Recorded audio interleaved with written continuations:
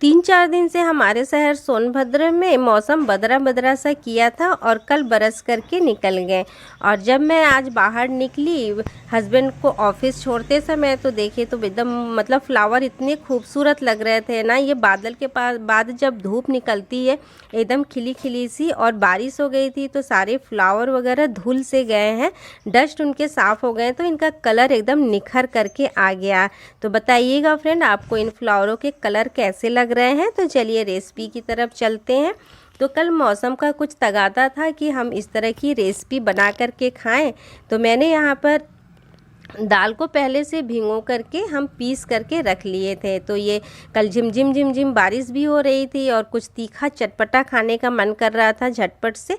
तो ये अगर आपके पास दाल आपने पहले से भिगो के रखे हैं तो ये रेसिपी बनने में ज़्यादा टाइम नहीं लगती है। तो यहाँ पर हम लिए हैं 1 कटोरी चने का दाल और 1 कटोरी ये छिलके वाली उड़द की दाल है। तो छिलके वाली उड़द की दाल से ना ये दाल बड़े में टेस्ट बहुत अच्छा आता है।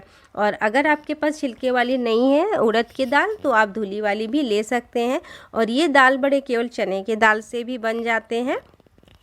तो इनको 2 घंटे हम भिगो करके पानी में रख दिए थे। ये बहुत जल्दी फूल जाते हैं और अगर आपके और जल्दी है तो गर्म पानी में डाल दीजिए तो ये और जल्दी फूल जाते हैं।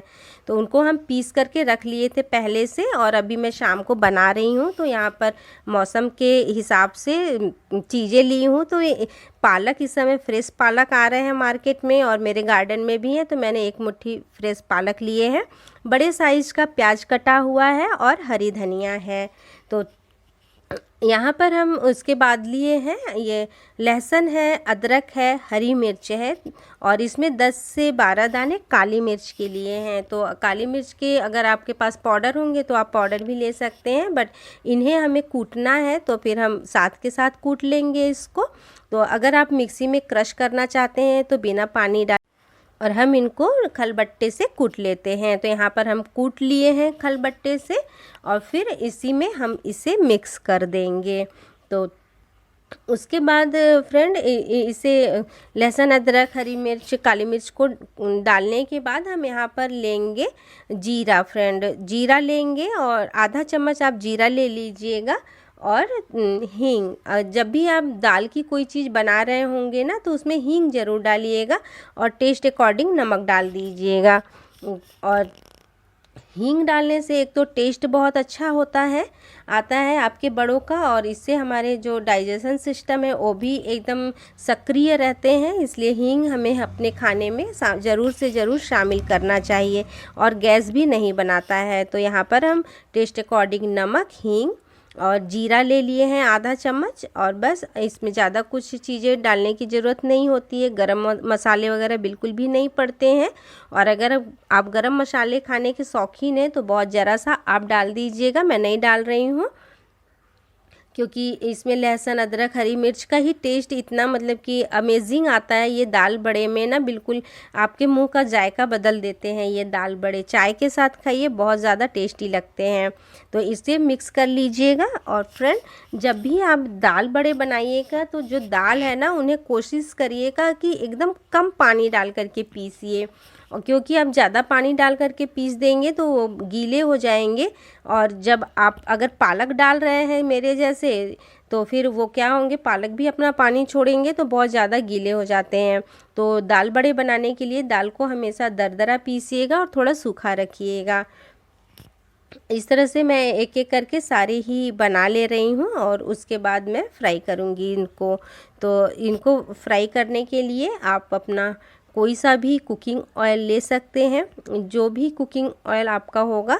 और इसे मस्टर्ड ऑयल में अगर आप फ्राई करते हैं ना तो इसका टेस्ट बहुत अच्छा आता है। तो यहाँ पर देखिए हम मेरे सारे आपसे बातें करते करते मेरे सारे बड़े बन गए हैं।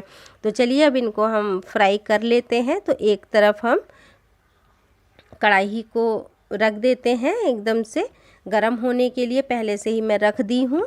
और जब ये मेरा तेल गरम हो जाएगा ना तो जब भी आप इन्हें फ्राई करिए तो सबसे पहले जब तेल होगा उसे हीट गरम करिएगा फिर डालिएगा इसमें। तो मेरा तेल गरम हो गया था और एक एक करके मैं बड़े डाल दे रही हूँ और जब आप बड़े डालिएगा ना तो हीट गर्म हो, और फिर उसके बाद आपको आँच को एकदम कम कर देना है।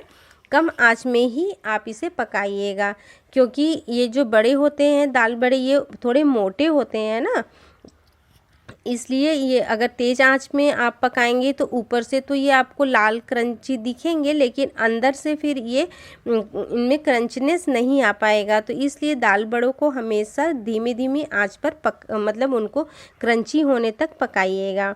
तो यहाँ पर मेरे मतलब कि, और इन्हें पलटने में जल्दी कतई नहीं करिएगा। जब नीचे से आपको लगे कि एकदम से सिक गया है, फिर आप इसको पलटिएगा, नहीं तो क्या होता है ना कि वो गीले से रहेंगे। उड़द की दाल हमारे कलछी में बहुत तेज़ी से चिपकती है, तो आपके जो बड़े हैं ना वो मतलब कि चिपक जाते हैं तो फट जाते हैं, तो उसमें ऑयल एब्जॉर्ब हो जाएगा। और इस तरह से आप फ्राई करिए। और ये दाल बड़े जो है ना, इसमें ये ज़्यादा तेल नहीं पीते हैं, और हमारे हेल्थ के लिए भी कहिए तो दाल बड़े जो हैं ये बहुत मतलब कि फ़ायदेमंद है। इसमें तेल भी नहीं जाता है, और दाल भी हमारे सेहत के लिए तो फ़ायदेमंद है ही।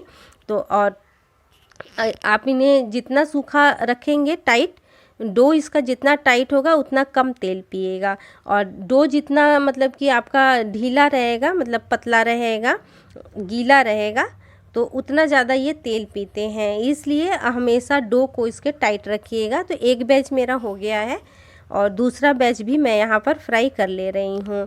तो मैंने चीज़ें बहुत थोड़ी सी ही मैं बनाती हूँ, क्योंकि मेरे घर में 2 ही लोग हैं खाने वाले, और एक्स्ट्रा कोई अगर आ भी गया तो इसी में एडजस्ट हो जाएगा हमारा। तो इस तरह से मैंने अपने सारे ही दाल बड़े जो हैं कि उन्हें फ्राई कर लिए हैं। और इनको खाने के लिए मेरे पास ये हरी चटनी और जो नारियल की चटनी होती है वो है। दोनों ही चटनी से ये दाल बड़े बहुत ज़्यादा टेस्टी लगते हैं। कुछ ना हो तो चाय से खाइए। तो चलिए मैं आप लोगों को टेस्ट करके भी दिखा दे रही हूँ फ्रेंड। अगर आपको मेरी आज की ये दाल बड़ी की वीडियो पसंद आई होगी तो लाइक सब्सक्राइब ज़रूर करिएगा, और आप मेरे चैनल पर न्यू हैं तो सब्सक्राइब करके सपोर्ट ज़रूर करिएगा। मिलते हैं किसी ने